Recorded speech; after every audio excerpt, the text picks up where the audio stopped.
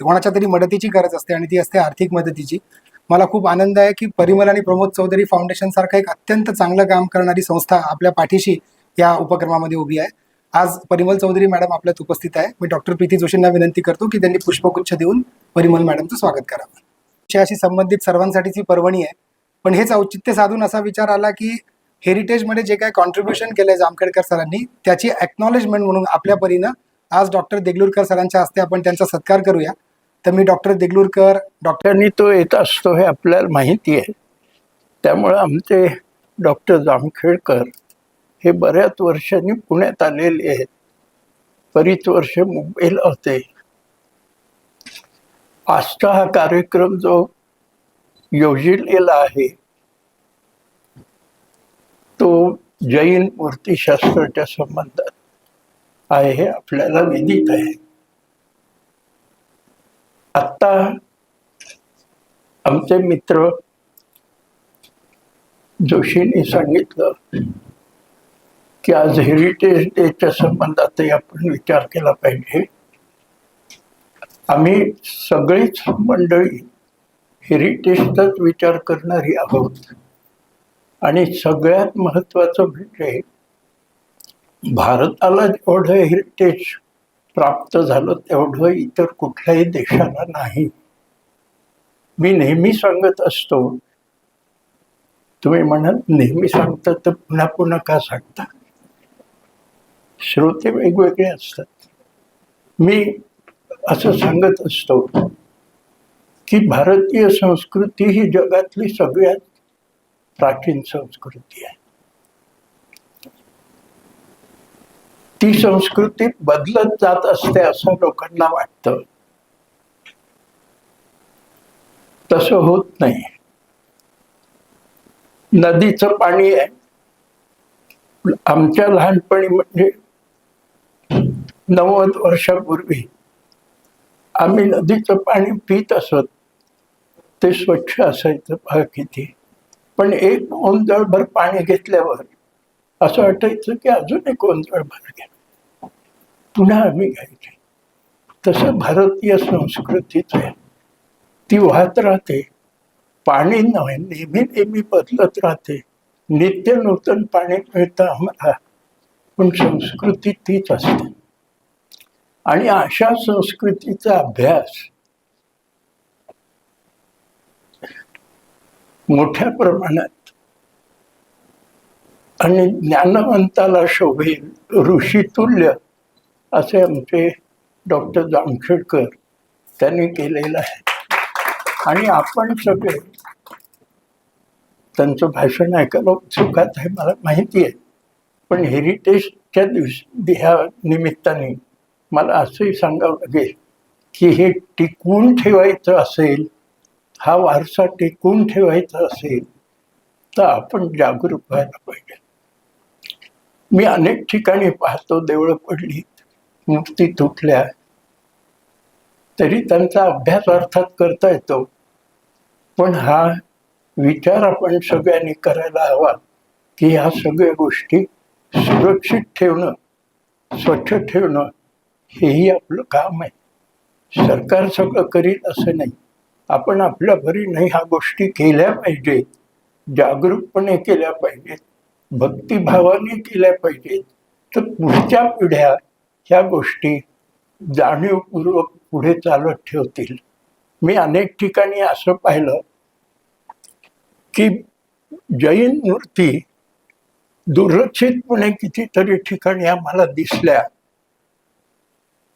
त्याचा अभ्यास करणं हे महत्त्वाचं आहे आणि तो अभ्यास आज आपण करणार आहोत. त्याच्यावरून आपल्या लक्षात येईल की हे प्रकरण वेगळं आहे, याचा अभ्यास आपण करायला पाहिजे, हे जाणून घेतलं पाहिजे.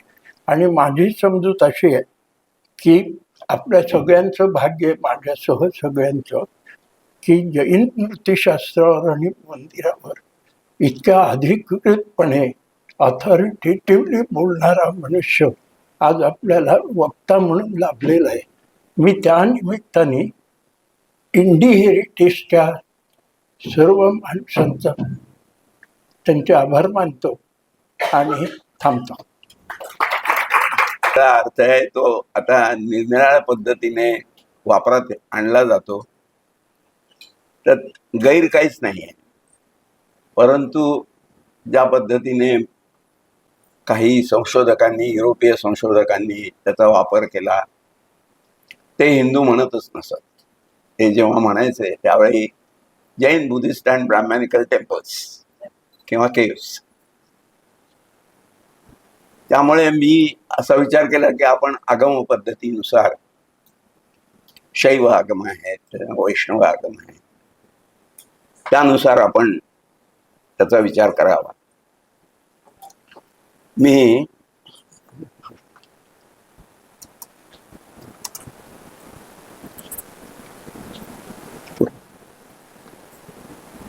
असं का तुम्ही ताब्यात घेतलं तरी झालं. मी इकडे बघून बोलेन. नाही नाही, तुम्ही हे तुम्ही ताब्यात घ्या. मी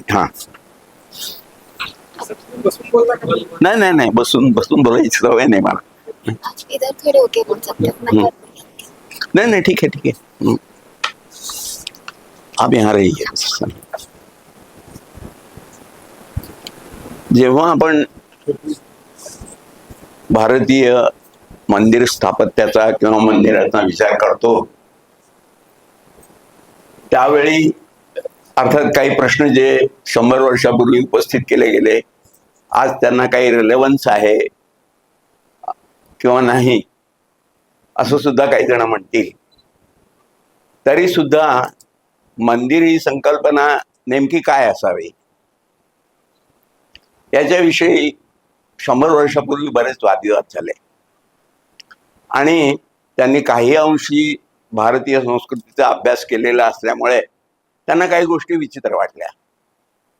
उदाहरणार्थ, आपल्याकडे आपण नेहमी सुरुवात करताना, आणि त्यात काही चूक नाही, परंतु काही वेळा असं वाटतं की त्याच्यावर जास्त भर दिला गेला आणि त्याच्यामुळे काही गैरसमज निर्माण झाले की कुठल्याही गोष्टी सुरुवात करताना आपण वेदापासूनच करतो, कारण वेद हे सगळ्यात प्राचीन आहेत आपल्याकडे आणि त्यातही काही शंका नाही.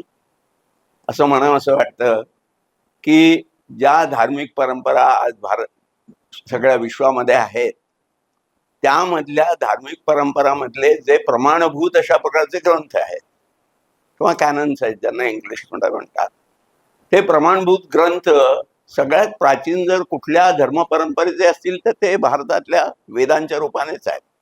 त्याच्याविषयी चर्चा केली जाते. वेद फार तर म्हणजे असं समजलं जात असे की वेद हे ब्राह्मणांनी साधारण 200-250 वर्षापूर्वी तयार केले लोकांना बनवण्यासाठी म्हणून, असं इंग्रज लोकांचं मत होतं. परंतु हळूहळू विचार करता करता त्यांच्या असं लक्षात आलं की इतकी साधी गोष्ट नाही. पण त्यामुळे काही युरोपीय विद्वानांनी त्याची प्राचीनता कमीत कमी 4000 वर्ष पूर्व, म्हणजे ख्रिस्तपूर्व 4000 वर्ष इथपर्यंत मांडण्यात आलं. जाकोबी वगैरे जे होते त्यांनी मांडलेलं आहे आणि त्याचा आजही आपण गंभीरपणाने विचार केला पाहिजे. 3500 ते 4000 वर्ष इतकं त्यांचं मत आहे.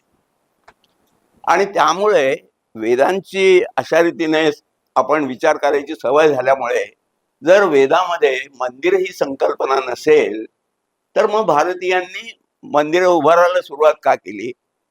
त्यांच्याकडे जर मूर्तीपूजा नव्हती तर त्यांनी मूर्तीपूजा करायला कशी सुरुवात केली याच्याविषयीचे प्रश्न फार आले. आणि त्यातला आधारभूत अर्थ त्यावेळी हा होता की भारतीयांना मूर्तीच माहिती नव्हती, देवांची मूर्ती, आणि त्यामुळे त्यांनी मूर्ती बनवण्याची, त्याचबरोबर त्यांची पूजा मंदिरात स्थापना करून करण्याची परंपरा ही ग्रीकांच्याकडून किंवा रोमन लोकांच्याकडून घेतली असली पाहिजे, अशा प्रकारचा एक समज त्या काळात अगदी व्यवस्थित रीतीने होता.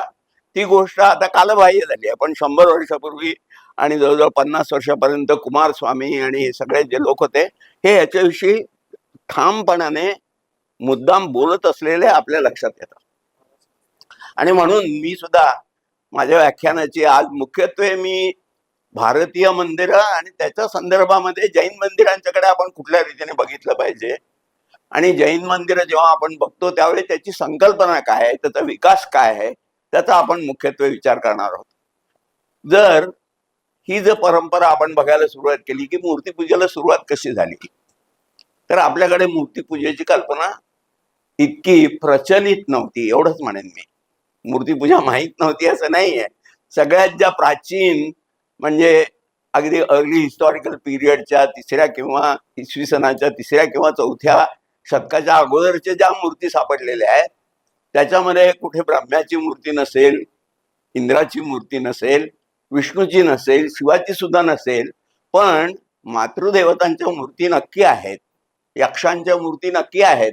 त्यामुळे आपल्याकडे मूर्तीपूजा ही अस्तित्वात होती आणि ती लोक त्याचा त्यांच्या जीवनामध्ये मूर्तीपूजा हा एक महत्वाचा भाग होता, हे आपल्याला म्हणणं भाग आहे. परंतु ती काही वेळा प्रतिकात्मक स्वरूपात होती. म्हणजे मोठे जे देव आहेत, जर तुम्ही अजंठ्यामधले किंवा इतर ठिकाणी जर बौद्ध आपण काही प्रसंग बघितले, नॅरेटिव्ह सीन्स, तर त्या ठिकाणी उदाहरणार्थ तुम्हाला असं दिसेल की भगवान बुद्ध जेव्हा जन्माला आले त्यावेळी फक्त एक दुपटच हातामध्ये देवांच्या आहे, लोकपालांच्या हातामध्ये, आणि त्याच्यावर फक्त त्यांची पावलं उमटलेली दाखवलेली असतात. कारण भगवान बुद्ध जन्माला आल्यानंतर 7 पावलं चालले आणि मी या जगाचा राजा आहे अशा प्रकारची त्यांनी घोषणा केली, असं काही त्यांच्या आगम ग्रंथामध्ये आढळतं. म्हणजे मूर्ती रूपाने भगवान बुद्ध दाखवण्याची पद्धत नव्हती. आणि जी काही आपल्याकडली पूर्वीची कला आहे म्हणजे ती सांची, भारूत वगैरे, हे नेहमी आपण ज्यांचा उल्लेख करतो त्या ठिकाणी भगवान बुद्धाची मूर्ती आपल्याला कोरलेली आढळत नाही. आणि त्यामुळे त्या ठिकाणी प्रतीक स्वरूपामध्ये त्यांची पूजा केली जात होती. उदाहरणार्थ जर आपण बघितलं याच्यामध्ये तर तुमच्या लक्षात येईल की डाव्या बाजूची जी एक नमस्कार मुद्रेमध्ये एक भक्त उभा आहे, तिथे आतमध्ये एक झोपडी सारखं आहे, त्या ठिकाणी एक शिला आहे. त्या शिलेला पूजा शिला असं म्हणत असत, की ज्या शिलेवर तुम्ही पूजा प्रतिकात्मक रूपाने करायची. त्या ठिकाणी तुम्ही गंध, अक्षत किंवा पत्रम पुष्पम फलम तोयम असं भगवद्गीतेत म्हटलंय, त्या प्रकारची अशी पूजा केली जायची. परंतु ती प्रतिकात्मक असे. त्याच्यानंतर कधी कधी यज्ञशाळा दाखवली जायची, त्या ठिकाणी फक्त यज्ञकुंड असायचा. आणि उजव्या बाजूला जर तुम्ही बघितलं तर भगवान बुद्धाची प्रतिकात्मक रीतीने पूजा कशी केली जात होती ते या ठिकाणी एक लहानसं मंदिरासारखं दाखवलेलं आहे.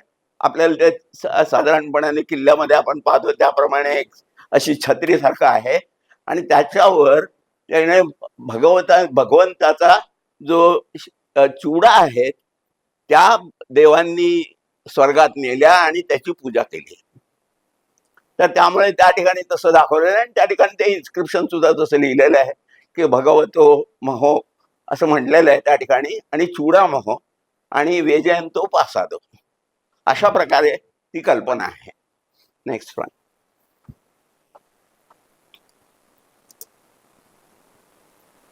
त्याच्यानंतर मंदिराची संकल्पना अशा रीतीने सुद्धा काही नाण्यांच्यावर आपल्याला आढळते. तेव्हा यौधेयांचं एक नाणं आहे, ते मी मुद्दाम बघितलं. सांगण्याचा मुद्दा असा की त्यातल्या त्यात सगळ्यात जे प्राचीन भारतातलं मंदिर ज्याचा उल्लेख म्हणेन, कोणी जर मला त्यात दुरुस्ती करून दिली, त्यांचं वाचन जास्त असेल तर मला आवडेल. नाही, कारण नवीन नवीन शोध लागत असतात. कदाचित मी पाठीमागे पडलो असेल तर कुमार किंवा कार्तिकेय जे आहे त्याचा प्रासादाचा उल्लेख एका अभिलेखात आलेला आहे आणि तो 3ऱ्या शतकातला आहे. आणि त्या ठिकाणी मंदिराला प्रासाद असं म्हटलेलं आहे. ते नक्की कुठे होतं हे आपल्याला माहिती नाही, त्याचं स्वरूप काय होतं ते आपल्याला माहिती नाही. परंतु हे मंदिर साधारण अशा प्रकारचं असावं जसं आपण त्या सांचीच्या याच्यामध्ये बघितलं त्याच प्रकारचं हे आहे. मंडप आहे साधारणपणाने, वर एक हे आहे आणि वर कळश आहे. त्याच्या मध्यभागी एक चैत्य गवाक्ष असं आपण म्हणू त्या प्रकारचा मधला भाग आहे आणि वर जो आहे त्याला कलश आहे किंवा शिखर आहे. एक नेहमी गोष्ट लक्षात ठेवली पाहिजे की इतर सगळ्या ज्या गोष्टी असतात त्या निरनिराळ्या प्रकारच्या इमारती असू शकतात. उदाहरणार्थ संस्कृतमध्ये सौध नावाची इमारत, सौध हा शब्द आहे. सौध म्हणजे पुष्कळ मजले असलेली माडी, एवढंच आहे. अशी इमारत, माडीसारखी इमारत. परंतु जेव्हा तुम्ही प्रासाद म्हणता त्यावेळी त्याला शिखर असतं, तेव्हा ते वेगळं असतं. एवढंच आता आपण म्हणून त्यात काही जास्त शिरण्याचं कारण नाही. पण हे त्या प्रकारचं प्रासाद किंवा मंदिर असावं ते यौधेयांच्या नाण्यावर आपल्याला आढळतं. पुढे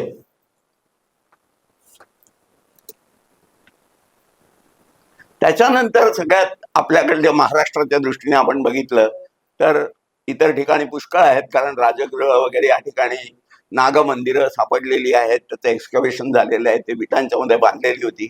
परंतु आपल्याकडे त्यातल्या त्यात प्राचीन असलेलं, अजून बांधीव स्वरूपात असलेलं, याच्याही पेक्षा कोरलेले आहेत, भाज्याचं लेणं जे आहे ते याच्याच प्रकारचं आहे. परंतु अजून शिल्लक असलेली जी इमारत आहे ती तेरला आहे आणि हे त्रिविक्रमाचं मंदिर म्हणून आज म्हटलं जातं. काही काही विद्वानांचं असं म्हणणं आहे की त्या ठिकाणी पूर्वी स्तूपच असेल. परंतु आणि नंतर माझ्या एका ऑफिसरने जेव्हा तिथे काम केलं त्यावेळी तो म्हणाला की सर, मला असं वाटतं की या ठिकाणी तरी मातृदेवताचं मंदिर असलं पाहिजे, कदाचित लज्जा गौरी सुद्धा या ठिकाणी असेल. त्यामुळे निरनिराळ्या प्रकारची मतं असू शकतात, परंतु मंदिर म्हटल्यानंतर त्या काळामध्ये अशा प्रकारचं होतं. आणि त्याचं कारण असं आहे की मागे पाठीमागल्या बाजूला गोल आहे, गोलाकार आहे. त्याचं कारण असं की त्या ठिकाणी स्तूप असायचा. तशा प्रकारचा एक स्तूप आम्हाला तेरमध्ये एक सापडलेला आहे एका शेतामध्ये, आणि त्या ठिकाणी सुद्धा अशाच प्रकारचा गोलाकार आहे. हे अगदी म्हणजे प्रॅक्टिकल ज्याला कन्सिडरेशन म्हणू, जर त्याला आपल्याला प्रदक्षिणा घालायची असेल तो पाठीमागल्या बाजूला गोल, आणि समोर जो मंडप आहे त्या ठिकाणी भिक्षू हे आलेल्या लोकांना प्रवचन देत असत. त्यामुळे पुढला जो भाग आहे, मंडपाचा जो भाग आहे, आणि पाठीमागल्या बाजूने प्रदक्षिणा, आणि प्रदक्षिणेला व्याघात न येता प्रवचन, याच्यासाठी समोर मंडप. अशा प्रकारची ही रचना आपल्याला आढळते. आणि याला मग गजपृष्ठाकार चैत्यगृह असं आपण मराठीत म्हणतो. Next one. त्याच्यानंतर आपल्याला जी आढळतात ती एकदम वेगळ्या प्रकारची मंदिरं सापडायला सुरुवात होते. 3ऱ्या-4थ्या शतकात जेव्हा आपण येतो त्यावेळेस आपल्याला बांधीव मंदिरं मिळतात. बांधीव मंदिरं याच काळातली विटांनी बांधलेली अनेक ठिकाणी सापडलेली आहेत. पण नवीन एक पद्धत प्रचारात जास्त येते, आणि ज्यांना इंग्लिशमध्ये आपण ड्राय मॅसनरी आर्किटेक्चर म्हणतो, त्याच्यासाठी आम्ही शुष्क संधी अशा प्रकारचा मराठी शब्दाचा उपयोग केलेला आहे.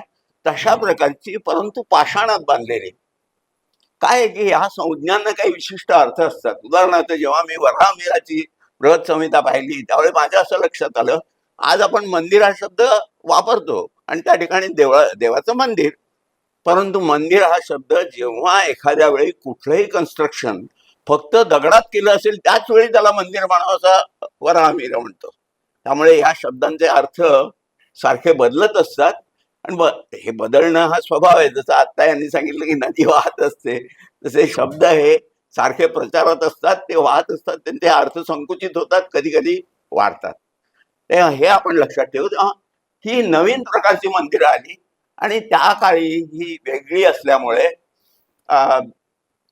स्थापत्याचा अभ्यास करणारे त्यातल्या युरोपीय जे लोक होते ते म्हणाले ही पद्धत जास्त आम्हाला ग्रीक आणि रोमन यांना जवळ आढळते. तक्षशिला या ठिकाणी जांडियाल नावाची साईट आहे, त्या ठिकाणी एक मंदिर आहे, ते कदाचित जैन मंदिर असावं असं काही संशोधकांचं मत आहे. परंतु तशा प्रकारचं मंदिर हे पहिल्यांदा तक्षशिलेत सापडलं, आणि तक्षशिला या ठिकाणी तर ग्रीक आणि रोमन प्रभाव जो आहे तो मोठ्या प्रमाणावर होता. त्यातल्या ग्रीक किंवा हेलेनिस्टिक ज्याला म्हणतात किंवा ग्रीकोद्भव म्हणतात अशा प्रकारचा प्रभाव असल्यामुळे ही अशा प्रकारची स्थापत्याची कल्पना ही युरोपीय देशातून त्यातल्या ग्रीकांच्याकडून आलेली असावी. अलेक्झांडर आलेलाच होता, त्याच्यानंतर अनेक ग्रीक राजे त्या ठिकाणी राज्य करत होते, त्यामुळे ही अशी आली असावी असा समज होता. परंतु ही मंदिरं आता यांचा मात्र जो न्यास आहे तो वेगळ्या प्रकारचा आहे. ही मंदिरं अत्यंत साधी आहेत, आणि असं सांगितलं जातं की हा ठेवा आपला मोठ्या प्रमाणावर नष्ट झालाय. अलेक्झांडर कनिंगहॅम असं म्हणतो की मध्य प्रदेशात तेव्हा जो गेला आणि त्यावेळी त्याचं असं लक्षात आलं की तिथे अनेक असे भग्न अवशेष, म्हणजे एके ठिकाणी त्याला 400 मंदिरं आढळली, लहान लहान लहान लहान अशी मंदिरं. तुम्ही जर ग्वालियर जवळ गेलात ना तर अनेक ठिकाणी ते आपण शोधून काढलं पाहिजे की लोकांची अशी प्रवृत्ती का होती. अनेक लहान लहान मंदिरं जवळजवळ बांधलेली असतात. त्या ठिकाणी जी 64 योगिनीचं मंदिर आहे त्या ठिकाणी अशी अनेक, आणि ती कदाचित समाधी स्थळ असावीत असा काही लोकांचा अंदाज आहे. ही अर्थात नंतरची गोष्ट, परंतु हे वेगळ्या प्रकारचं मंदिर जे आहे हे इकडे एनिवे सॉरी येईल. हा, तर त्याचा तलविन्यास तुम्हाला सहज लक्षात येईल की एक चौकोनी गर्भगृह आहे, त्याच्यानंतर समोर एक, ज्याला आपण आज वरांडा म्हणतो तसा लहानसा अर्धमंडप आहे, आणि त्याला एक विशिष्ट प्रकारची चौकट आहे, आणि त्या चौकटीवरून लक्षात येतं की ज्याला ब्रिक अँड टिम्बर आर्किटेक्चर असणार त्याचं हे अनुकरण आहे. कारण जे कॉर्बेल्स समोर आलेले आहेत दरवाजेच्या वरचे, हा लाकडी जे आर्किटेक्चर असतं त्याचाच भाग आहे, परंतु त्याचं इमिटेशन जे आहे त्याचं अनुकरण या दगडी याच्यामध्ये केलेलं आहे. आता हे नंतर दुरुस्त करण्यात आले, त्यामुळे ती जी आपल्याला या बाजूला भिंत दिसते ती नव्हती पूर्वी, त्यामुळे लहानसा मंडप जवळजवळ गर्भगृहा एवढाच, कारण अर्धमंडप नाही तो. ज्यांना याची कल्पना असेल त्यांच्या लक्षात येईल की मंडप म्हटल्यानंतर तो लहान असतो समोर, तर तसा न राहता हा जवळजवळ सारखाच असलेला आणि चौकोनी अशा प्रकारचं गर्भगृह, अशा प्रकारची ही मंदिरं झाली. याचा अर्थात आता मी जास्त याच्यात विवेचन करत नाही, मी फक्त एवढंच म्हणेन की अनेक युरोपीय संशोधकांना जसं वाटतं त्याप्रमाणे ते नसून अशा प्रकारच्या मंदिरं बांधण्याची पद्धत ही आपल्याकडे स्थानिक आहे. आणि ही मंदिरं पहिल्यांदा जास्त आढळतात ती मध्य प्रदेशमध्ये, की ज्या ठिकाणी ज्याला आपण सँडस्टोन म्हणतो, वालुकाश्म म्हणतो, त्या वालुकाश्माची सहज उपलब्धी आहे. त्या ठिकाणी मेगॅलिथ्स आहे. त्याच ठिकाणी क्रॉमलेक ज्याला म्हणतात, म्हणजे ज्याला लोकल भाषेमध्ये, स्थानिक भाषेमध्ये चूल आणि तवा म्हणतात, कारण त्यांना ते सहज त्याच्यामुळे कळतं. 3 अशा ऑर्थोस्टॅट्स म्हणजे उभ्या शिळा ठेवलेल्या असतात, त्याच्यावर एक ठेवलेलं असतं, ती शिळा मोठी असल्यामुळे चूल आणि तवा असंच त्यांना वाटतं, आणि त्याच्यातूनच ह्या प्रकारचं आर्किटेक्चर झालेलं असावं असं माझं पर्सनल मत आहे. कारण ही अशा प्रकारची देवळं आणि प्राचीन देवळं म्हणजे इसवी सनाच्या 3ऱ्या-4थ्या शतकातली, ही फक्त मध्य प्रदेश किंवा ज्या ठिकाणी दगड सहज रीतीने, कारण उत्तरेत जर आपण गेलो तर गंगेमध्ये जास्त करून सगळी पूर्वीची देवळं ही विटांचीच बांधलेली असणार, याच्यात काही शंका नाही. आणि जसं आपण भाज्याला बघतो त्यामुळे मूल प्रकृती ज्या आहेत ते ब्रिक अँड टिम्बरच्याच आहे, कारण त्याचंच त्याच्यामध्ये अनुकरण केलेलं आहे. भाज्यामध्ये तर काही काही भाग जे आहेत ते लाकडाचेच आहेत. त्यामुळे तसं जरी असलं तरी या काळामध्ये आता दगडामध्ये, पाषाणामध्ये ही मंदिरं बांधायची सवय झाली. अर्थात याचं कारण विचारतील स्थित्यंतराची कारणं असतात, आता त्याची चर्चा करायलाच पाहिजे असं नाही, पण कदाचित एक कारण असं असावं, आणि ते अजंठामधल्या एका याच्यामध्ये सांगितलेलं आहे की जोपर्यंत एखाद्या माणसाची कृती शिल्लक असते तोपर्यंत त्याचं नाव आणि यश, त्याचं जे कीर्ती शरीर आहे, यशस्वी शरीर आहे, ते जिवंत असतं. आणि म्हणूनच प्रत्येकाला असं वाटतं की माझी कीर्ती, माझं यश जे आहे, उदाहरणार्थ पुण्यश्लोक हे जी बिरुद आहे, पुण्यश्लोक, श्लोक म्हणजे स्तुतिवाचक अशा प्रकारची रचना. श्लोक शब्दाचा अर्थ तो आहे. श्लोक म्हणजे आपण असं म्हणतो स्टँजा, तसं नाही. श्लोक म्हणजे स्तुतिवाचक शब्द आहे, आणि म्हणून पुण्यश्लोको नलो राजा पुण्यश्लोको युधिष्ठिरा असं म्हणतो आपण. तर आपली कीर्ती जी आहे, आपलं यशस्वी शरीर जे आहे ते कायम राहावं. जोपर्यंत तुमचं नाव घेतलं जातं तोपर्यंत तुमचं यशस्वी शरीर आहे, आणि तोपर्यंत तुमचं पुण्य शिल्लक आहे. एक राजा होता, तो स्वर्गात गेला आणि नंतर त्याला सांगण्यात आलं की अरे तुझी आता इथली घटका संपली आहे, कारण काय म्हणाल, तुझं नाव कुठे ऐकू येत नाही पृथ्वीवर, तर तू इथून जायला पाहिजे. तर त्याला मोठा आश्चर्य वाटलं, आणि तो ज्या ठिकाणी राज्य करत होता त्या ठिकाणी तो गेला. तो म्हणाला माझं नाव कोणालाही माहिती नाही आज. म्हणून त्याने त्यातले ते जो एक हत्ती असतो, हत्ती हा चांगलं लांब आयुष्य असलेला समजला जातो प्राणी, त्याला विचारलं. तो म्हणाला मला तर काही आठवत नाही, पण इथे या तळ्यामध्ये एक कासव आहे, त्याला तू विचार. तो त्या कासवाला विचारतो. कासव म्हणतो बरोबर आहे, तुझं नाव मला माहिती आहे, कारण तू जो अश्वमेध याग केला होता त्यावेळी जे अवभृत स्नान झालं त्या पाण्याचंच हे सरोवर आहे. आणि मग देवांनी त्याला ऍक्सेप्ट केलं की तू आता राहायला काही हरकत नाही इकडे तुझा. तर त्याच्यामुळे पाषाणातली मंदिरं बांधण्यासाठी एक प्रवृत्ती झाली असावी. आणि जर आपण त्याची जर मेगॅलिथिक, आपण बृहत पाषाण किंवा ज्याला आपण मेगॅलिथिक संस्कृती म्हणतो, त्यातल्या जर कल्पना लक्षात घेतल्या तर ही अनुस्यूतता भारतीय संस्कृतीमध्ये राहिली असं म्हणायला काही हरकत नाही.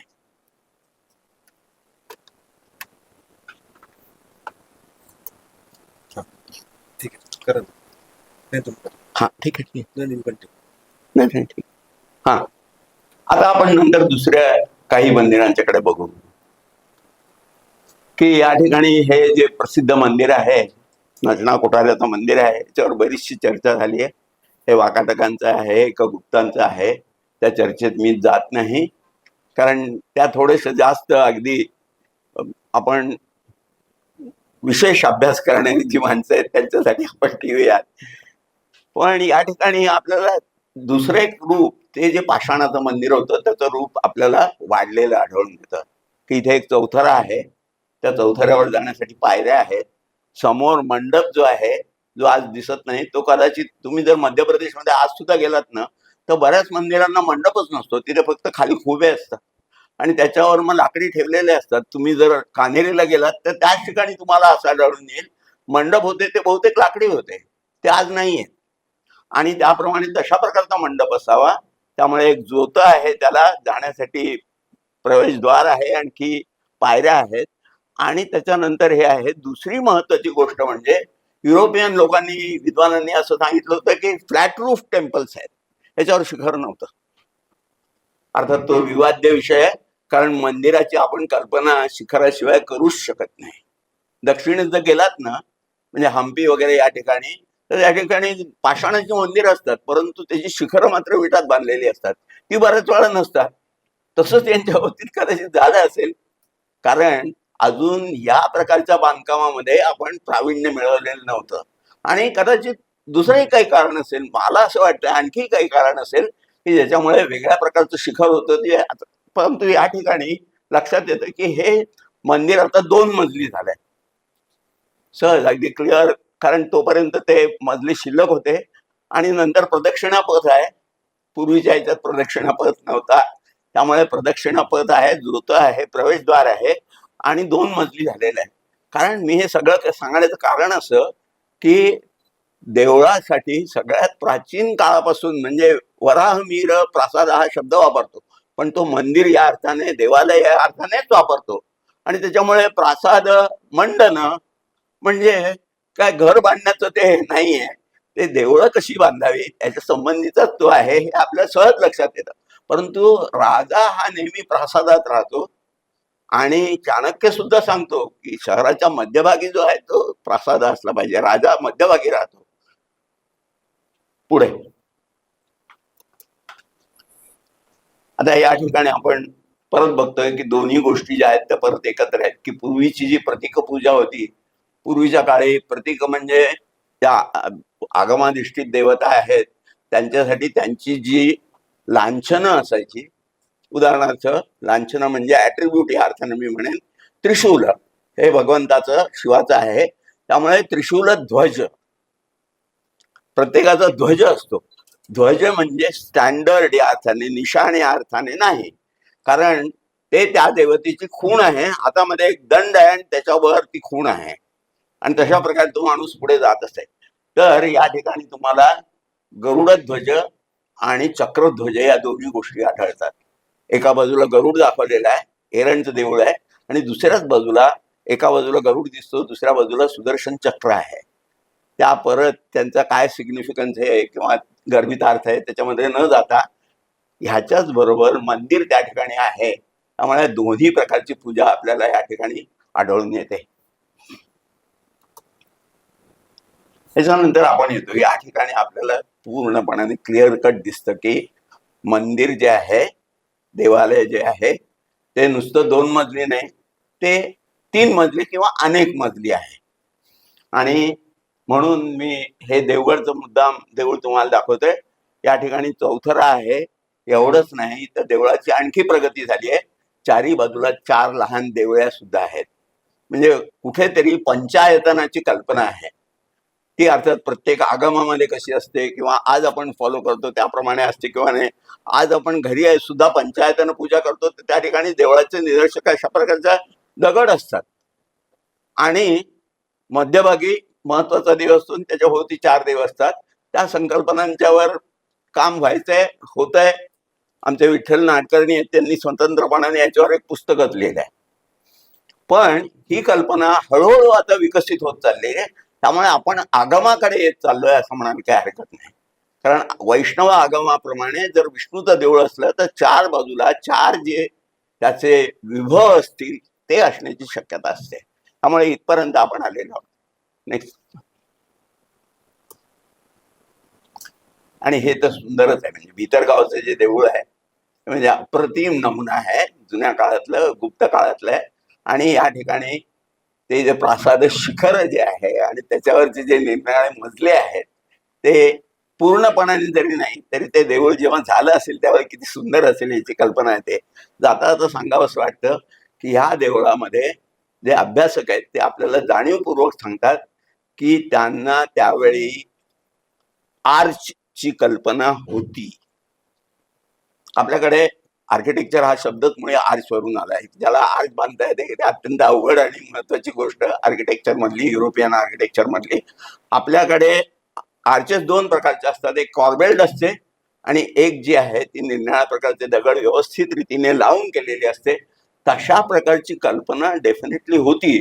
आपण ती का डेव्हलप केली नाही मला कल्पना नाही. तुम्ही जर अगदी इकडे सुद्धा गेलात, रामटेकला गेलात, मनसरला गेलात तर त्या ठिकाणी स्क्विंचेस दिसतात तुम्हाला, आर्चचे स्क्विंचेस दिसतात. म्हणजे इतपत कल्पना होती तरी सुद्धा आपण त्या दृष्टीने वाढवलं का नाही आर्किटेक्चर हे आपल्याला माहित नाही. आपल्याला कदाचित फार साधं आणि सिंपल असं असेल, कारण की पाषाणं आहेत ते व्यवस्थित रीतीने बॅलन्स करून कुठल्याही प्रकारचा चुना त्यात न भरता आपण जर करू शकलो तर आजच्या भानगडीत पडायचं कशाला असंही वाटलं असेल. परंतु हे देवळं आता याच्यामध्ये तुमच्या लक्षात येईल की ते जोतं आहे, त्याच्यानंतर वरचं मंडोवर ज्याला आपण म्हणतो, त्याच्यानंतर वरंडिका, त्याच्यानंतर भद्र म्हणजे जे प्रोजेक्शन्स आहेत ती येतात. आणि त्याच्यामुळे जी प्रासादाची कल्पना आपल्याला नंतर सगळ्या आगम किंवा स्थापत्य शिल्पांच्या ग्रंथाच्या मध्ये आढळते, जिथे जवळजवळ आकाराला आली आहे असं म्हणायला काही हरकत नाही. आणि पूर्णपणाने विकसित असं जे मंदिर आहे की ज्याच्यामध्ये त्याच्या ज्या भूमी आहेत म्हणजे मजले आहेत ते व्यवस्थित रीतीने दिसतात. उदाहरणार्थ हे बहुतेक सप्तभूम प्रासाद आहे. सप्तभूम असल्यानंतर त्याला 7 प्रोजेक्शन सुद्धा असतात, रथिका आणखी रथ वगैरे सगळं मिळून. म्हणजे नंतरच्या काळामध्ये जी टर्मिनॉलॉजी नंतर सिद्ध झालेली असेल ती आतापर्यंत डोक्यात तयार आहे आणि ती एक्सप्रेस सुद्धा झाली आहे असं मला लक्षात येईल. 4 बाजूला 4 परत ती मंदिरं आहेत. जशी पंचायतनामध्ये कल्पना असते ती या ठिकाणी असण्याची जरूर नाहीये, कारण या ठिकाणी खाली मध्ये स्तूप आहे. स्तूप ही देवता आहे. तरी सुद्धा तिथे मध्ये सुद्धा 5 निरनिराळ्या प्रकारचे त्याचे आविष्कार आहेत. त्याच्यामध्ये आपण शिरायचं नाही. पण इथे पूर्णपणाने उत्तर भारतातलं मंदिर हे विकसित झालेलं आपल्याला आढळून येतं. त्याच्यानंतर ते कलश आहे, त्याच्याच बरोबर मध्ये आमलक आहे आणि अशा रीतीने पूर्णपणाने शिखर असलेला हा प्रासाद आपल्याला दिसतोय. हे सगळं विवेचन करण्याचं कारण असं की प्रासाद ही संकल्पना आली कशी. माझ्या स्वतःच्या मते असं आहे की राजा हा 8 लोकपाल जे आहेत त्यांच्या अंशातून बनलेला असतो असं मनुस्मृतीत अगदी स्पष्टपणाने म्हटलंय. म्हणजे ही भारतीय धारणा आपल्या डोक्यात आहे. कारण लोकपाल जे असतात ते काय असतात, लोक याचा अर्थ की ज्या ठिकाणी जीव आहेत. जैन धर्माचा तुम्ही अभ्यास केला तर लोक आणि अलोक, त्याच्यानंतर लोकालोक अशा प्रकारचे पर्वत आहेत की ज्याच्या पुढे अलोक आहे, पुढे काय ते माहित नाही, जीवसृष्टी तर नाहीच आहे, म्हणून लोकालोक नावाचे पर्वत आहेत सगळ्यात शेवटी. तर तसे लोकपाल म्हणजे ज्या ठिकाणी जीवसृष्टी आहे तिथं पालन करणारे एका अर्थाने राजासारखंच ते काम करतात. ते 4 आहेत, ते 6 झाले, त्याच्यानंतर ते 8 झाले, त्याच्यानंतर 10 झाले, तरी सुद्धा ते लोकपाल आहेत आणि राजा हा त्यांचा प्रतिनिधी आहे. तो जर एखाद्या प्रासादात राहत असेल तर देवाने मात्र एखाद्या गृहातच का राहायचं, प्रतिमागृहात का राहायचं अशी कल्पना नक्की असणार.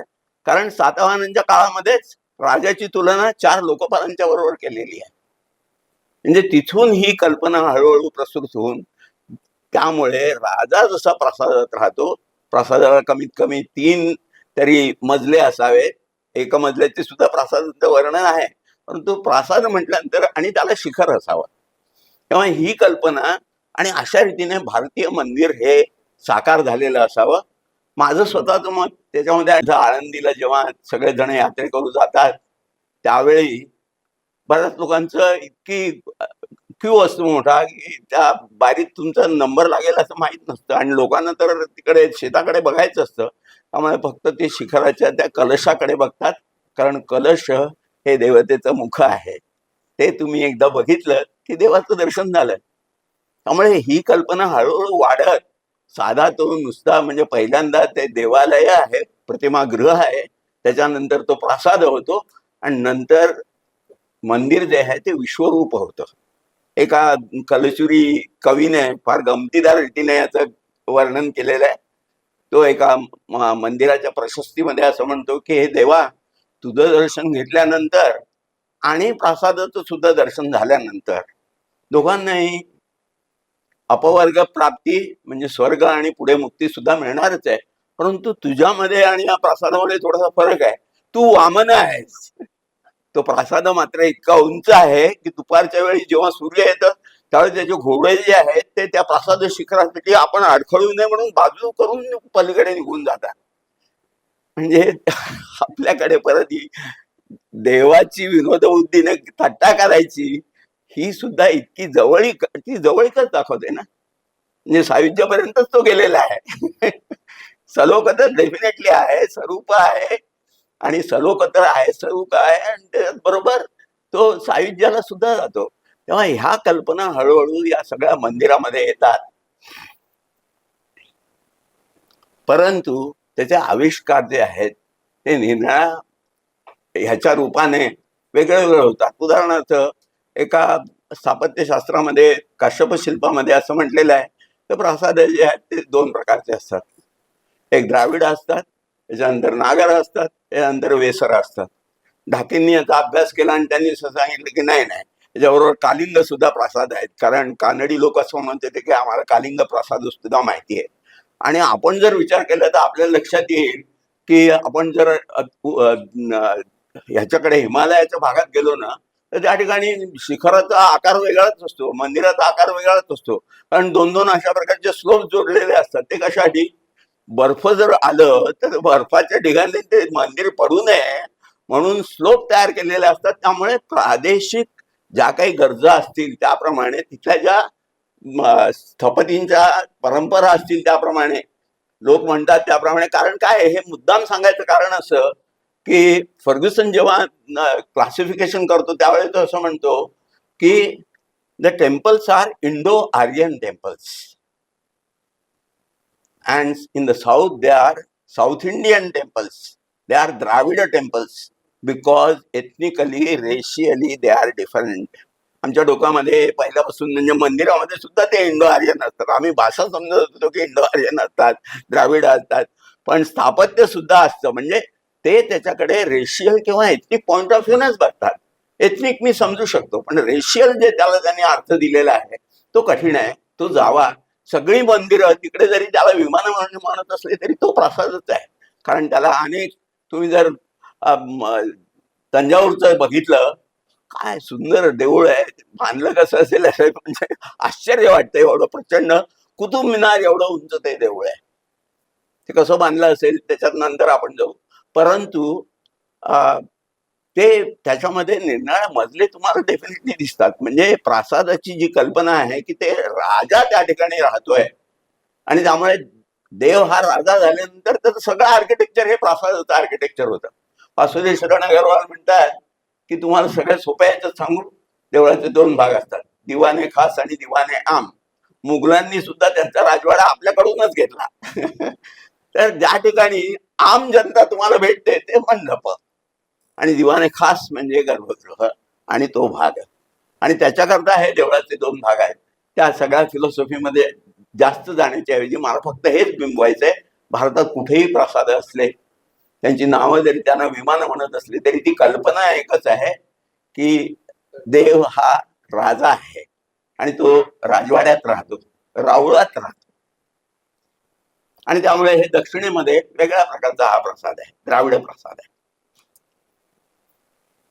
तुम्हाला अशा प्रकारचं एक खरं तर वसई म्हणून फार सुंदर देऊळ आहे. तुम्ही मुद्दाम बघा, तुम्ही जर त्या बाजूला गेलात राजस्थानमध्ये, फारच सुंदर देऊळ आहे.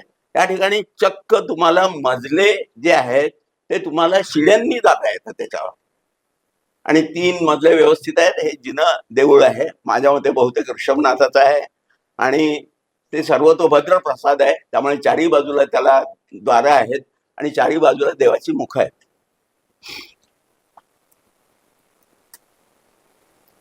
याच्यातून पुढे मग नंतर जेव्हा हे आर्किटेक्चर डेव्हलप होत गेलं त्यावेळी आपल्याला असं लक्षात येईल की मूळची सगळी मंदिरं ही विटात बांधलेली असल्यामुळे नेहमी त्यांना काळजी होती की जितकं आपण देऊळ उंच करू तितकं जर आपण त्याला प्रोजेक्शन्स नाही दिली तर ते देऊळ राहणार नाही. तुम्ही आज सुद्धा कंपाऊंड वॉल बांधली तरी मध्ये एक खांबासारखं घालायलाच लागतं, त्याच्याशिवाय ती वॉल राहत नाही. आणि म्हणून प्रोजेक्शन मधून हे डेव्हलप होत गेलं. उत्तरेमध्ये अगोदर ते विटात असणार आणि नंतर मग अशा रीतीने ते प्रोजेक्शन आहे. त्यामुळे पण ते अनेक मजल्यांचं हे दाखवण्यासाठी गवाक्ष दाखवलेली आहेत त्या ठिकाणी, आणि बाजूच्या कोपऱ्यावर तुम्हाला ती आमलकं दाखवली आहेत, आणि त्यांना भूमी आमलकं असंच म्हणतात की भूमी म्हणजे मजला दाखवणारी आमलकं, म्हणजे इतक्या मजल्यांचं हे देऊळ आहे.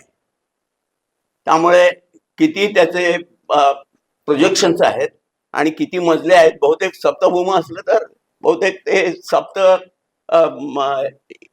याच्यामध्ये सुद्धा त्या प्रकारचं असतं, आणि तुम्ही तसं बघू शकता. आणि त्यामुळे हे लतीन नावाचा हा प्रसाद झाला, कारण ही जी आहे त्याला मूलमंजरी लता असं म्हटलं जातं. आता हा शिखर शेखरी प्रसाद झाला, कारण त्या ठिकाणी 4 बाजूला निरनिळ्या प्रकारची शिखरं आली. अंग शिखरं, प्रत्यंग शिखरं, त्याच्यानंतर तिलक नावाचा एक ह्याचा प्रकार असतो, रथिका असते. हे सगळे मिळून अशा रीतीने तो मेरू मंडोवर प्रसाद म्हणजे जवळजवळ 153 किंवा 352 इतकी शिखरं असलेला प्रसाद होतो, परंतु तो प्रसादच आहे. त्यामुळे ही डेव्हलपमेंट जी आहे ही रिजनल आहे. उत्तरेमधली विटांची देवळं ज्याप्रमाणे वाढली असतील, आज त्यांचे काही कुठले अवशेष आपल्याला बघायला मिळत नाही. त्याची कारणं सगळ्यांना माहिती आहेत की उत्तरेत काय झालं ते दक्षिणेत शिल्लक राहिलेली आहेत. आणि परंतु या देवळांच्या मधून पाषाणामध्ये त्यांच्या ज्या प्रतिकृती आहेत त्याच्यावरून आपल्याला कळतं. हे 6 प्रकार आहेत. मी त्याच्याविषयी जास्त बोलत नाही, परंतु द्राविड ह्याच्यामधले प्रकार आहेत ते. त्याच्यानंतर हा एक भूमिज प्रासाद आला. तो परत एक या 2 याचं मिश्रण. याच्यामध्ये मी जास्त खोलात जात नाही की नागर आणि द्राविड या 2 प्रसादांचं मिश्रण याच्यामध्ये आहे. लता 4 बाजूला आहे, परंतु शिखर जी आहेत ती वेगळ्या रीतीने थोडीशी द्राविड पद्धतीने एकावर एक अशी ठेवलेली आहे. ती शिखर शेखरी सारखी नाही. हा वेसर प्रसाद आहे. याच्यामध्ये जास्त द्राविड अंग जास्त आहेत, परंतु जी रेखा असते ती सगळीकडे आहे, आणि त्याच्यामुळे याला वेसर म्हणतील. या ठिकाणी तुम्हाला जर सिन्नरला गेलात तर एक फार चांगली गोष्ट आहे, सगळ्या प्रकारची शिखर तुम्हाला इथे आढळून येतात. त्यातलं महत्वाचं म्हणजे नंदीसाठी असलेल्या फांसना, म्हणजे नागर, द्राविड आणि त्याच्यानंतर भूमिज, वेसर आणि फांसना, ही 4 प्रकारची शिखरं, आणि त्यांचं त्याप्रमाणे तुम्हाला आढळून येईल की कुठलं शिखर कोणासाठी वापरायचं. म्हणजे भूमिज जे आहे ते मुख्य ह्याच्यासाठी वापरलं आहे, तर नागर जे आहेत ते ज्या 4 देवता आहेत त्यांच्यासाठी वापरलं आहे, आणि नंदीसाठी फांसना वापरलेला आहे. फांसनाच्या बाबतीत हेच सांगितलं जातं की भूत वगैरे या प्रकारच्या ज्या निम्न देवता आहेत त्यांच्यासाठी सर्वसाधारणपणाने, पण अनेक ठिकाणी जिनमंदिरं सुद्धा फांसनामध्ये बांधलेली आहेत. आता आपण म्हणजे मी माझ्या रीतीने एक सांगण्याचा प्रयत्न केला की भारतातली मंदिरं जे आहेत त्यांचा विकासक्रम जो आहे तो सारखाच आहे. मग ती बौद्ध असोत किंवा जैन असोत, त्या दोन्ही याच्यामध्ये आपल्याला या कल्पना आढळतात. उदाहरणार्थ, जेव्हा बोधिसत्व जो आहे त्याची पूजा झाली त्यावेळी बोधिसत्वाची कल्पना नेहमी चक्रवर्ती सारखी केली आहे, कारण त्याचे जे 7 बोध्यंग सांगितलेले आहेत, 7 बोध्यंग, आणि तीच 7 चक्रवर्तीची लक्षणे म्हणून सुद्धा सांगितले आहेत. म्हणजे भगवान बुद्ध हे परत चक्रवर्तीसारखे होतात, त्यामुळे प्रासाद त्यांच्यासाठीच आहेच. तीच कल्पना जैनांच्या बाबतीत सुद्धा आहे. आणि म्हणून आपल्याला तशा प्रकारचा फरक कुठेही आढळत नाही. म्हणजे नागर असेल, द्राविड असेल, त्या ठिकाणी त्याच प्रकारचे प्रासाद जे आहेत ते वापरले जातात. परंतु जैन देवळांच्या बाबतीमध्ये एक वेगळी गोष्ट घडून आलेली आपल्याला आढळून येते, आणि ती म्हणजे बाह्यतः ते जरी सगळे नागर किंवा द्राविड जिथे ते असतील त्याप्रमाणे ते प्रासाद असले, तरी त्यांचा मात्र आशय जो आहे तो हळूहळू बदलत जातोय, हे आपल्याला लक्षात येईल. मी पहिल्यांदा 3 पायऱ्या अशा सांगितल्या, तर पहिल्यांदा प्रतिमागृह, साधं देऊळ, त्याच्यानंतर प्रासाद, आणि त्याच्यानंतर विश्वरूप. ही कल्पना आपल्याला जैन धर्मामध्ये आढळत नाही. प्रासाद तोच असतो, परंतु त्यातल्या कल्पना बदलत जातात, हे आपल्याला बघायचंय. आता उदाहरणार्थ त्याच्याकरता मी वेस्टर्न इंडियामध्ये ही डेव्हलपमेंट कशी झाली, कारण वेस्टर्न इंडियामध्ये जास्त जैन देवळ आहेत. खरं मी दक्षिणेतल्या देवळांचा सुद्धा विचार करायला पाहिजे. पुढल्या व्याख्यानाच्या वेळी मी ते तयारी करून येईन. परंतु आपल्याला ती हळूहळू डेव्हलपमेंट पॅरलल कशी आहे तेच मला दाखवायचं आहे, बाकी काही नाही. हा अगदी साधं आहे, 7व्या-8व्या शतकातलं हे जैन देऊळ आहे, आणि ते जवळजवळ फांसाना असल्यासारखं आहे.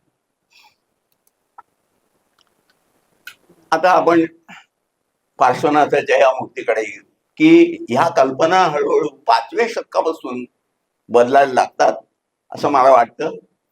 कारण 5व्या शतकामध्ये अनेक जैन धर्मामध्ये बदल घडून आलेले आपल्याला आढळतात. जैन धर्मामध्ये बोधिसत्वाची कल्पना नाहीये.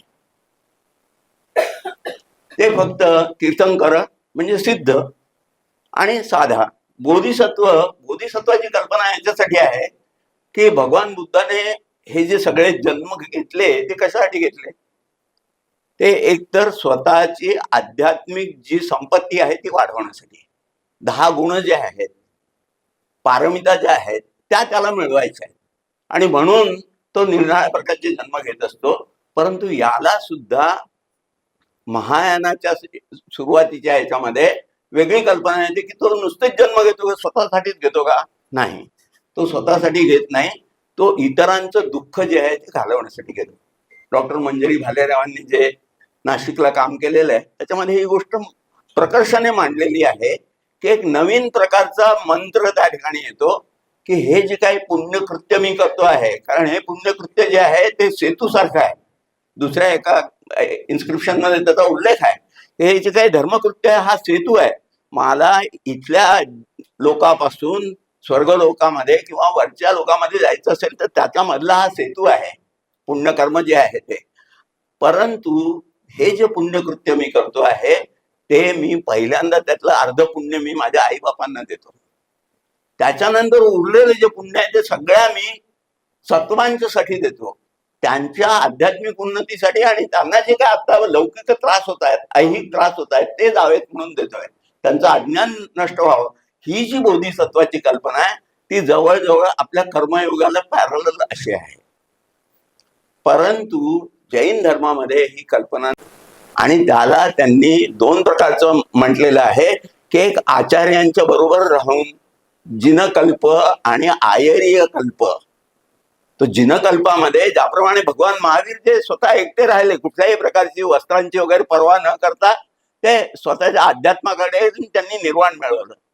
पहिल्यांदा केवळ ज्ञान निर्वाण ह्या कल्पना असल्यामुळे, आणि लोक आणि अलोक, लोकपुरुष आहे आणि अलोक जे आहे त्यामुळे आत्मे अनेक आहेत, ब्रह्माची कल्पना नाहीच आहे, त्यामुळे विश्वरूपाची सुद्धा कल्पना नाही आहे.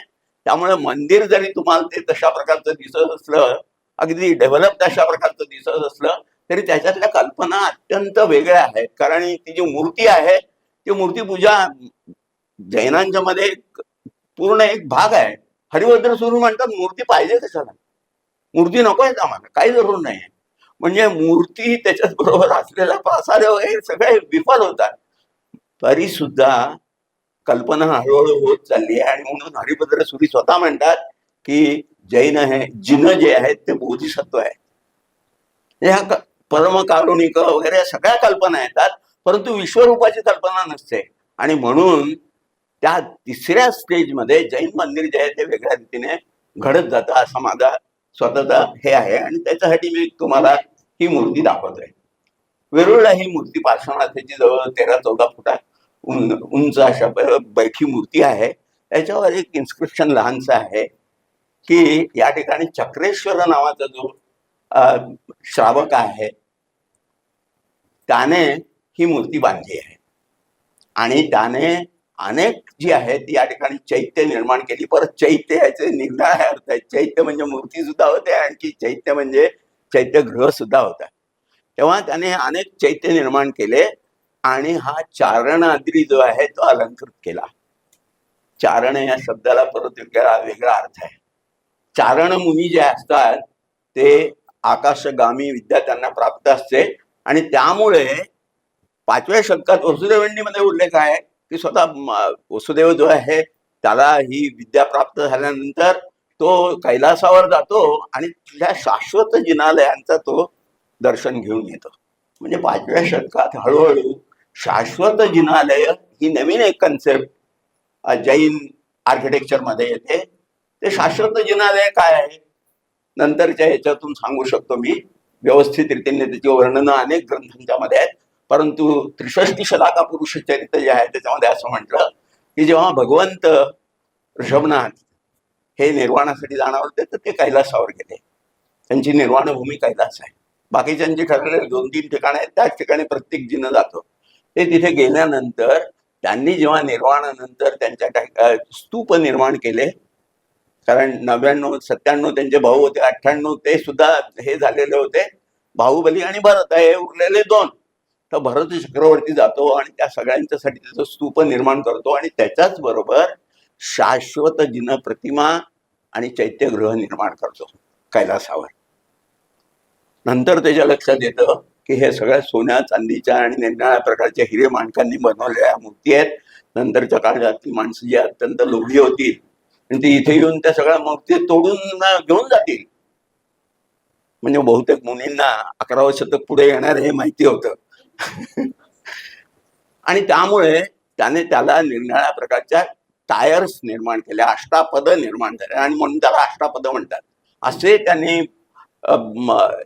उंच कडे तयार केले की त्याच्यावर कोणाला जाते. त्यामुळे मनुष्य त्या ठिकाणी जाऊ शकत नाही.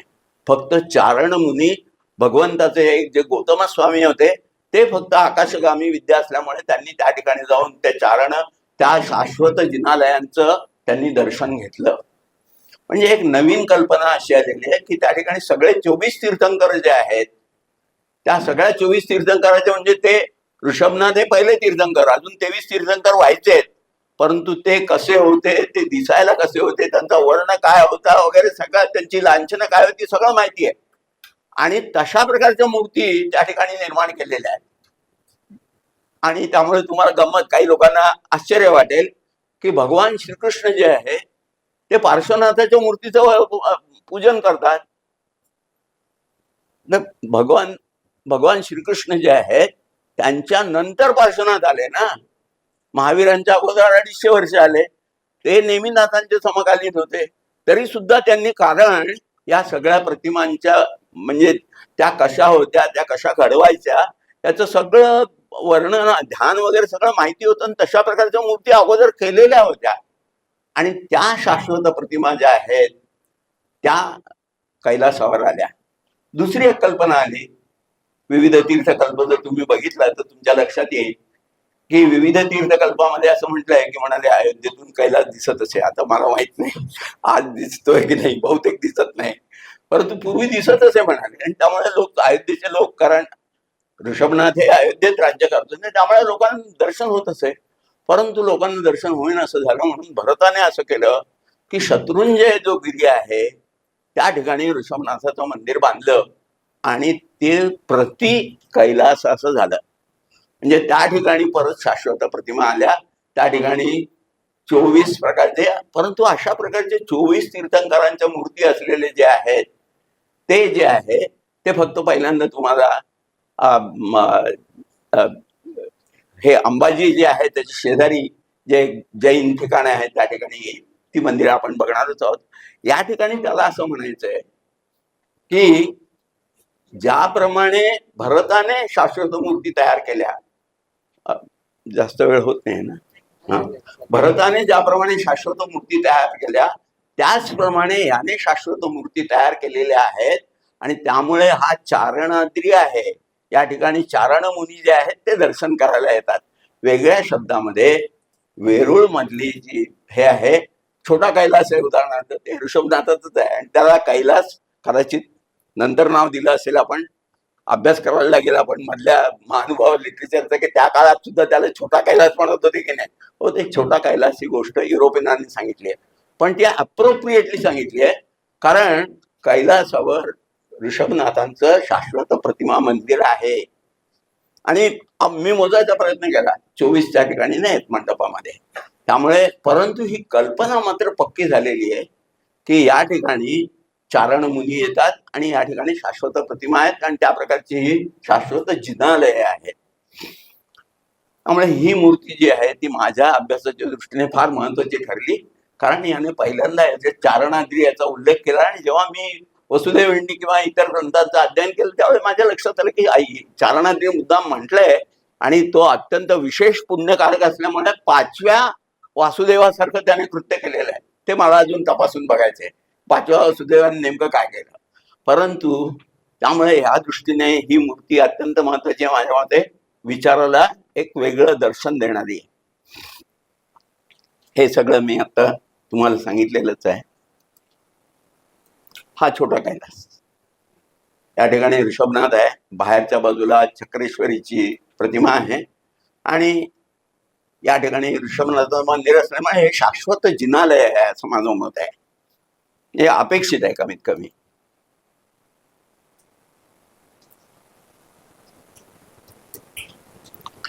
आपण आता या दुसऱ्या याच्याकडे जाऊया की 32 नंबरची गुंफा आहे, ज्याला इंद्रसभा म्हणतात. ती नेहमीप्रमाणे सगळं वर्णन आहे आणि प्रसिद्ध आहे. त्याला इंद्रसभा म्हणतात कारण त्या ठिकाणी जो एक यक्ष आहे तो ऐरावतावर बसलाय अशी कल्पना आहे आणि त्यामुळे तो इंद्र असेल आणि म्हणून त्याची ती सभा ती इंद्रसभा अशा रीतीने त्याला म्हटलेलं आहे. परंतु ह्याची जी रचना आहे ती फार सुंदर आहे. समोरच्या अंगणामध्ये सर्वतोभद्र प्रतिमा आहे. म्हणजे ती जी परत पूर्वीची सगळी, तुम्ही जर ह्याचं मंदिर बघितलं, राणकपूरचं मंदिर बघितलं किंवा अगदी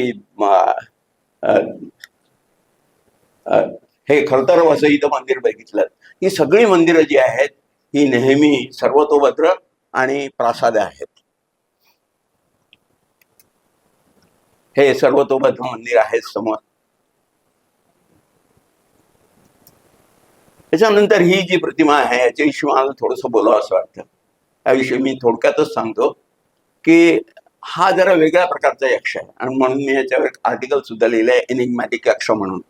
कारण हा यक्ष नेमका कोणता, कारण दुसऱ्या बाजूला जर अंबिका असेल तर तो मग एकतर तो गोमेध यक्ष व्हायला पाहिजे, पार्श्वनाथाचा यक्ष व्हायला पाहिजे.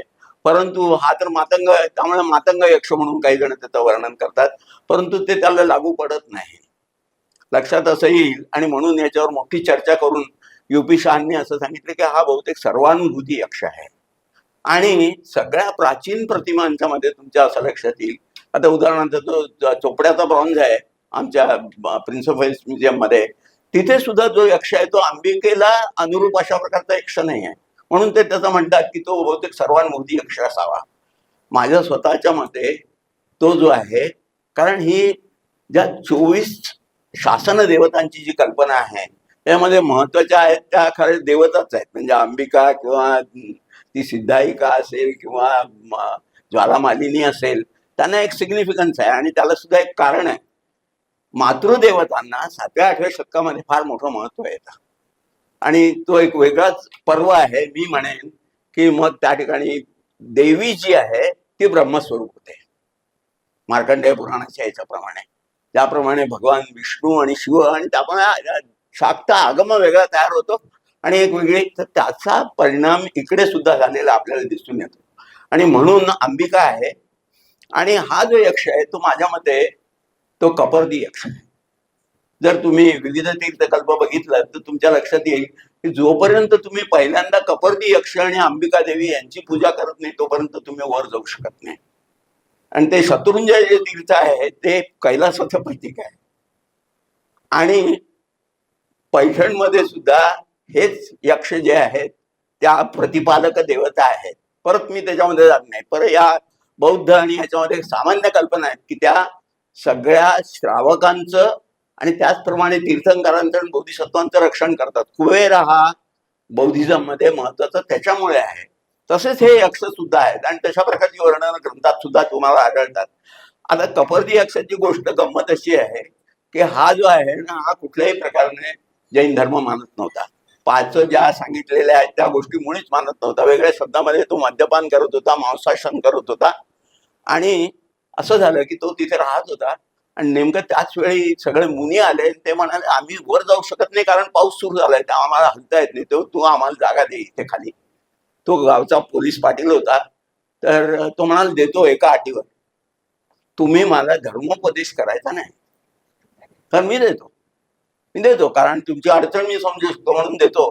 मुनी सुद्धा तितकेच विद्वान आणि विचक्षण ना. ते म्हणाले ठीक आहे आम्ही मुळीच तुला उपदेश करणार नाही.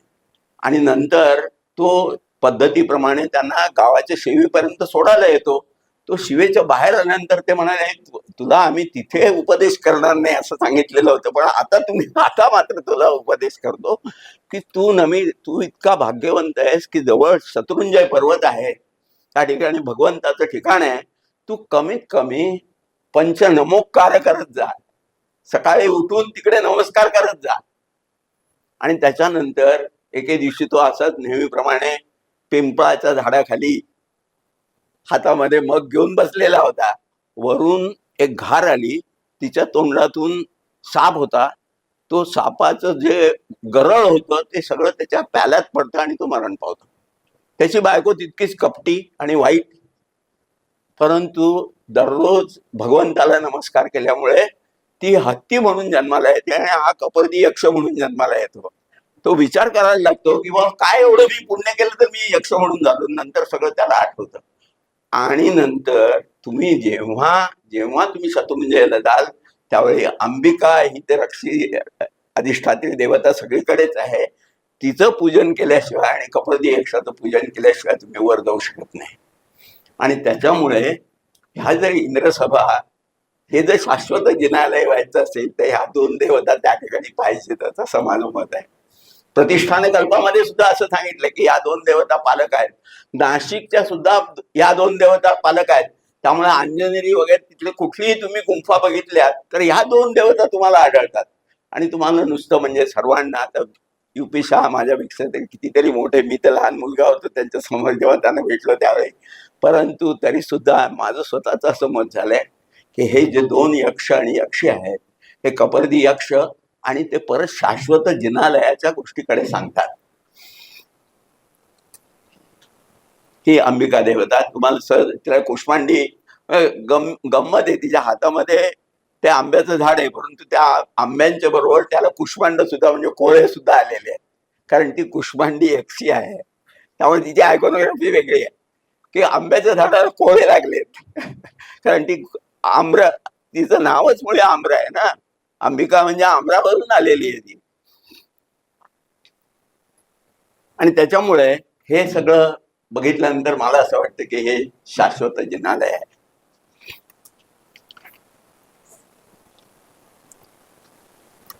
दुसरी एक गोष्ट याच्या संदर्भातली आणखी माझ्या लक्षात आली आणि ती म्हणजे धाराशिवच्या गुंफा. विद्वानांच्या मध्ये अजून सुद्धा मतभेद आहेत. जैन लोक म्हणतात की, जैन स्कॉलर्स म्हणतो मी, ते असं म्हणतात की हे मूळचं जैनच आहे. गुंफा सगळ्यात प्राचीन गुंफा महाराष्ट्रातली ही जैनांचीच आहे. परंतु डॉक्टर ढवळीकरांनी याचं संशोधन केलं आणि त्यांच्या सहज लक्षात आलं की जे काही वाकाटकांचं आर्किटेक्चर आहे त्याच्यासारखंच आहे. आणि डेव्हलपमेंटमध्ये मी यांचा दाखला देईन नक्की की त्या ठिकाणी ज्या गुंफा आहेत ना त्याच्यावरून सहज लक्षात येतं की बुद्धिस्ट आर्किटेक्चरची डेव्हलपमेंट तुम्हाला त्या ठिकाणी केव नंबर 3 आणि 4 मध्ये नक्की आढळते. त्यामुळे त्यांचा काळ सुद्धा माझ्यामध्ये थोडासा अगोदरच जाईल. आणि ढवळीकरांचं असं मत आहे की ही ही बौद्ध हे आहे. हे पटतं कशामुळे की या ठिकाणी धाराशिवचं जे हे मंदिर आहे ते करकंडू चर्य म्हणून एक चर्य आहे.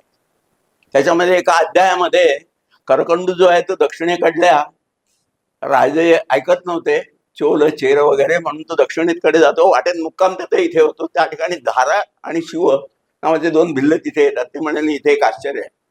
इथे एक हत्ती जो आहे तो खालच्या तळ्यातून कमळं घेतो आणि वर येऊन एका जमिनीच्या टेकाडाला तो अर्पण करतो. तेव्हा मग साहजिकच त्याला उत्पन्न होतं. त्या ठिकाणी मग तो येतो, एक मुनी येतो आणि तो असं सांगतो की हे जे चैत्यगृह आहे हे फार प्राचीन काळी 2 यक्षांनी बांधलेलं आहे आणि त्याच्यासाठी शाश्वत प्रतिमा ते दक्षिणेत जेव्हा गेले होते त्यावेळी त्या काही मूर्ती घेऊन आले, भगवंताची मूर्ती घेऊन आले पार्श्वनाथाची. परंतु त्यांच्या हे लक्षात आलं नाही की ती मूर्ती जर जमिनीवर फेकली तर ती स्थिर होते. तीच कथा तुम्हाला महाबळेश्वरच्या मंदिरात सुद्धा सांगितली आहे की गणपतीला शिवलिंग दिलं होतं रावणाने आणि ते त्यांनी ठेवून दिलं आणि ते त्या ठिकाणी स्थिर झालं. ही एक कल्पना शिरपूरच्या देवळाच्या बाबतीत सुद्धा तसंच आहे. अंतरिक्ष पार्श्वनाथ जे आहेत ते अंतरिक्षातून जात होते, परंतु ते त्या ठिकाणी राजा थांबलाच नाही. मागे वळून बघितल्याबरोबर ते त्या ठिकाणी झाली म्हणून तो राजधानी नेला नाही. त्या ठिकाणी त्याने ते शिरपूरचं मंदिर केलं. म्हणजे ही एक कल्पना की शाश्वत प्रतिमा ज्या आहेत त्या रावणाच्या एका नातवाने दक्षिणेत भूती विषयामध्ये बांधलेल्या होत्या आणि नंतर मग त्याचं जे सगळं वर्णन केलेलं आहे की ज्याप्रमाणे भरत त्याने कैलासावर सगळ्या या मूर्ती स्थापन केल्या त्याचप्रमाणे ह्या मूर्ती सुद्धा स्थिर झालेल्या आहेत. म्हणजे शाश्वत जिनालय म्हणूनच धाराशिवचं महत्व आहे. गंमत अशी आहे की मुचलिंद नाग असलेले जे भगवंताची त्याचं एक स्वतंत्र एक आपण असं म्हणून संप्रदायच आहे की जो संप्रदाय साऊथ ईस्ट एशियामध्ये आणि श्रीलंकामध्ये अजून आहे की मुचलिंद नाग असलेला जो बुद्ध आहे त्याची पूजा करावी. आणि कदाचित अमरावतीहून ही कल्पना जी आहे, अमरावतीला अशा प्रकारची कल्पना आणि ही जी आहे महाराष्ट्रात आलेली असावी असं माझं रिकन्स्ट्रक्शन आहे. त्यामुळे ही आणि तुम्ही जर बघितलं 7व्या-8व्या शतकामध्ये अरे हीच कथा पहिल्यांदा हरिशेण सूरी सांगतो आणि नंतर म्हणतो की काही काही पंडित हे वेगळ्या प्रकारे सांगतात आणि मग ती तुम्हाला याच्यामध्ये आढळते, करकंडूचर्यामध्ये आढळते.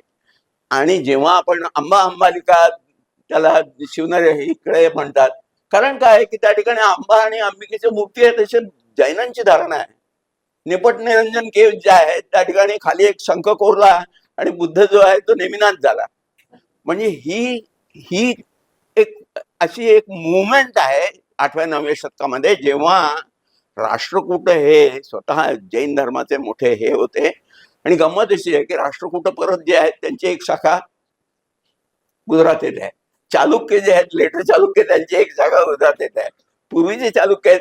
त्यामुळे ह्यांचा एकमेकांचा संबंध आहे आणि त्यामुळे ही कल्पना हळूहळू जी शाश्वत प्रतिमांच्या विषयी शाश्वत जिनालयाविषयी झाली ती महाराष्ट्रातही रुजली आणि गुजरातमध्येही रुजली. आणि म्हणून हे जे धाराशिवचं लेणं आहे ते त्या दृष्टीने महत्वाचं आहे.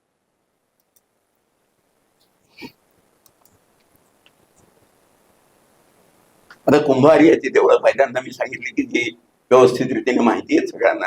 या ठिकाणी बरोबर 24 तीर्थंकरांच्या मूर्ती आहेत आणि हे पहिल्यांदा आढळतं आणि 8व्या-9व्या शतकामध्ये परत सुरू होतं.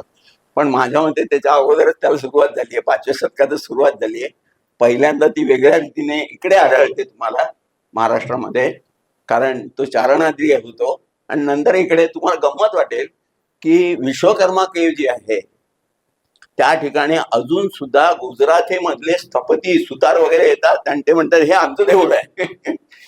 म्हणजे महाराष्ट्राचा आणि गुजरात मधल्या लोकांचा एकमेकांशी व्यवस्थित संबंध आहे त्या रीतीने. ते आल्यानंतर ते विश्वकर्मेच्या देवळामध्ये ते हे आमचंच आहे. तर त्यामुळे याचं प्रत्यक्ष रूपामध्ये इथे कुंभारियामध्ये आपल्याला पहिल्यांदा व्यवस्थित रीतीने आढळतं. त्याच्यानंतर हा कुंभारियाचा कॉम्प्लेक्स आहे त्याच्यामुळे त्याचं एक वेगळं आर्किटेक्चर तयार होतं. त्यामुळे हे शाश्वत जिनालय म्हणजे इकडे आपण जे विश्वरूप देऊळ म्हणतो, प्रासाद म्हणतो, त्याच्याऐवजी शाश्वत जिनालयाची कल्पना येते.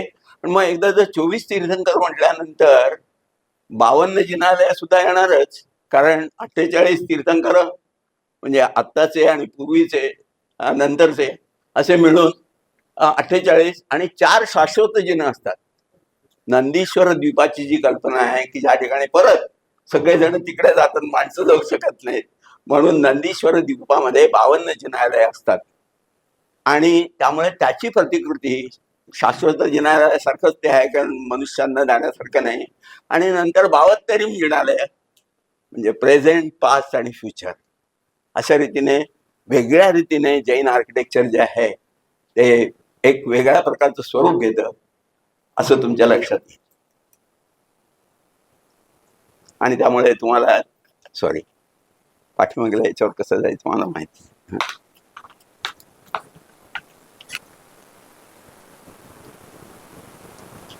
ये नहीं ये नाही, पीछे जाओ जरा, पीछे. बाद में बोलने वाला हूँ. थँक्यू. थोडस पाठीमागे जा.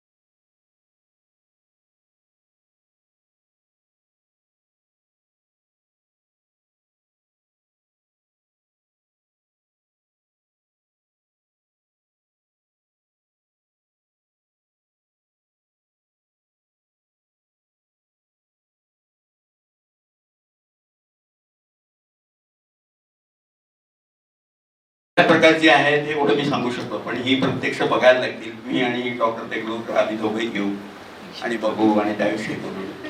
कारण नंतर बऱ्याचशा प्रबंध चिंतामणीसारखे ग्रंथ आहेत ना, त्याच्यातून तुम्हाला याच्यामध्ये बघण्याची एक दृष्टी प्राप्त होते.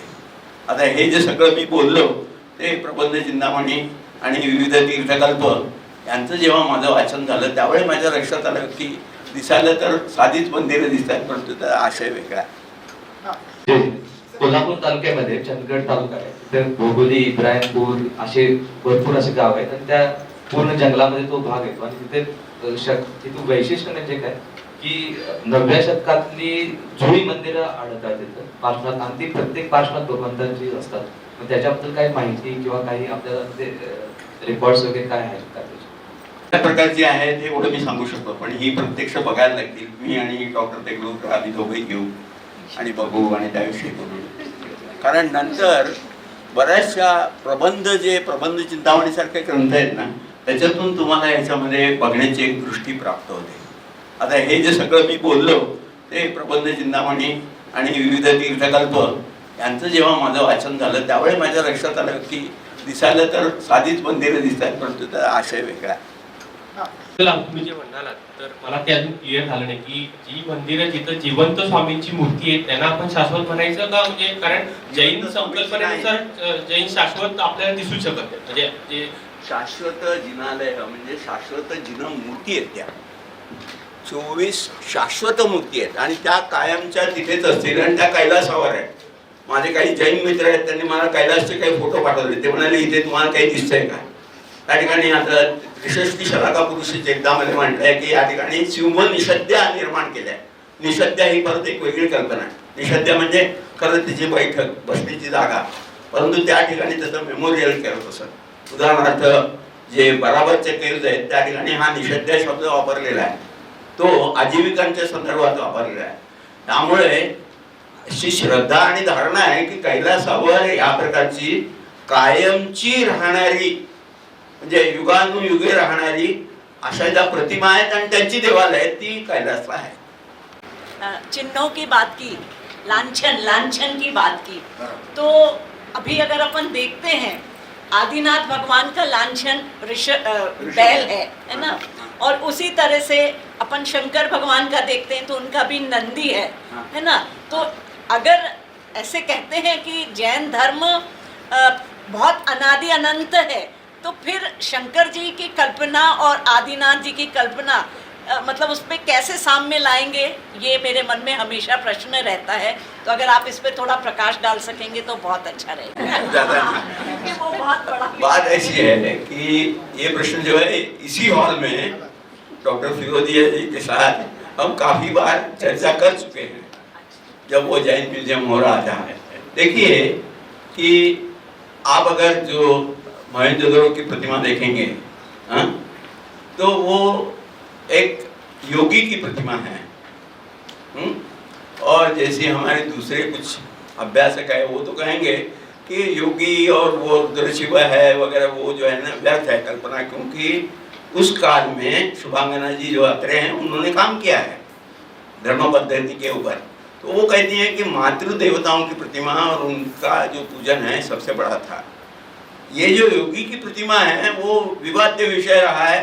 वो कहते हैं जैसे मेरे गुरु डॉक्टर दांडेकर है वो कहते हैं कि वो रुद्र शिव ही है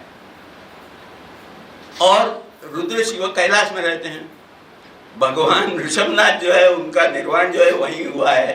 तो दोनों योगी हैं, एक दूसरे से जुड़े हैं, कैलाश से जुड़े हैं. मैं तो इतना ही कहूँगा कि मैं दोनों का पूजन करता हूँ, ज़्यादा कुछ नहीं कहूँगा.